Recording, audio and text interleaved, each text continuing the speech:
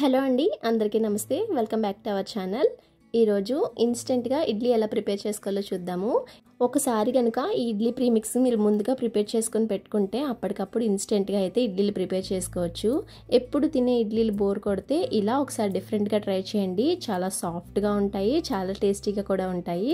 మరి ఇంకా లేట్ చేయకుండా ఈ సాఫ్ట్ స్పాంజ్ ఇడ్లీలు ఎలా ప్రిపేర్ చేసుకోవాలో చూసేద్దాం. ముందుగా ఒక కడాయి పెట్టుకొని దాంట్లో 1 కానీ 2 కానీ స్పూన్ల నెయ్యి వేసుకోండి.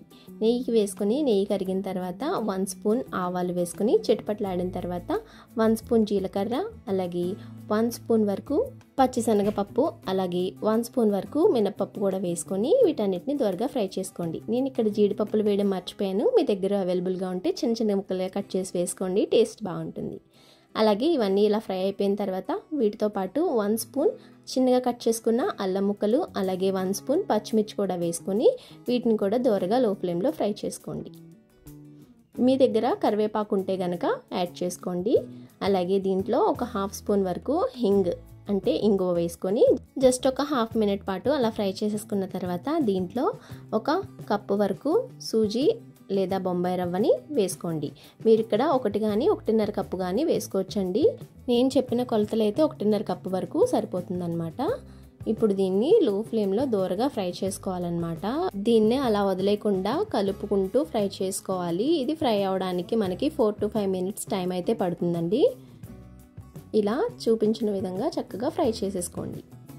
రవ్వ అనేది సరిగా ఫ్రై చేయకపోతే మీకు ఎక్కువ రోజులు అనేది నిల్వ ఉండదండి, పురుగు పట్టేస్తుంది తొందరగా. అదే ఎక్కువసేపు చక్కగా లో ఫ్లేమ్లో పెట్టుకొని ఫ్రై చేసుకుంటే ఎక్కువ కాలం నిల్వ ఉంటుందన్నమాట. ఇలా ఫ్రై చేసుకున్న తర్వాత పక్కకు తీసేసి దీన్ని పూర్తిగా చల్లారనివ్వండి. ఇప్పుడు ఇడ్లీ ప్రిపేర్ చేసుకోవడం కోసం దీంట్లో పుల్లటి పెరుగు ఉంటుంది కదా, పుల్లటి పెరుగు 1 కప్ వరకు యాడ్ చేసుకోండి. మీ దగ్గర పుల్లటి పెరుగు లేకపోతే కనుక నార్మల్ పెరుగు వేసుకొని కొంచెం బేకింగ్ పౌడర్ కానీ లేదంటే ఏనో పౌడర్ కానీ వేసుకోండి. అలాగే ఇప్పుడు దీంట్లో కొంచెం కొత్తిమీర, రుచికి సరిపడా ఉప్పు కూడా వేసుకొని వీటన్నిటిని ఒకసారి బాగా మిక్స్ చేసేసుకోండి. మనం ఇక్కడ చిక్కటి పెరుగు అయితే యూజ్ చేసామండి. మీరు చిక్కటి పెరుగు యూజ్ చేయకపోతే మజ్జిగ ఉంటుంది కదా, ఇంట్లో మజ్జిగనైనా వేసుకోవచ్చు. అయితే మజ్జిగ అనేది కొంచెం ఎక్కువ క్వాంటిటీ అనేది వేసుకోవాలన్నమాట. చూడండి, ఈ విధంగా వీడియో క్లిప్లో చూపిస్తున్నట్టు ఒకసారి మొత్తం అంతా మిక్స్ చేసేసుకొని మూత పెట్టేసుకొని ఒక 1/2 అవర్, లేదు మీకు టైం ఉంది అనుకుంటే 1 అవర్ అయినా సరే అలా వదిలేసారంటే పిండి చక్కగా ఫర్మెంట్ అవుతుందన్నమాట.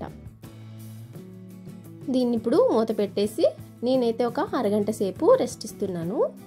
ఒక అరగంట తర్వాత తీసి చూస్తే పిండి అనేది చక్కగా మనం వేసిన పెరుగుని అబ్జర్వ్ చేసేసుకొని ఉంటుంది.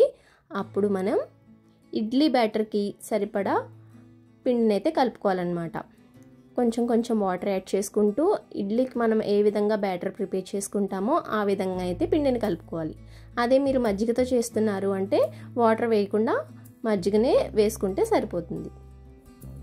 ఇలా మొత్తం కూడా కొద్ది కొద్దిగా వాటర్ యాడ్ చేసుకుంటూ మిక్స్ చేసుకొని పెట్టుకోండి.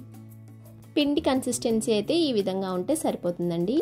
నేను ఈ బ్యాటర్ ప్రిపేర్ చేయడానికి 1 కప్పు పెరుగు, అలాగే 3/4 కప్పు వరకు నీళ్ళు అయితే వాడాను. అందరికీ అలాగే అవసరం పట్టకపోవచ్చు, బట్ చూసి కలుపుకోండి.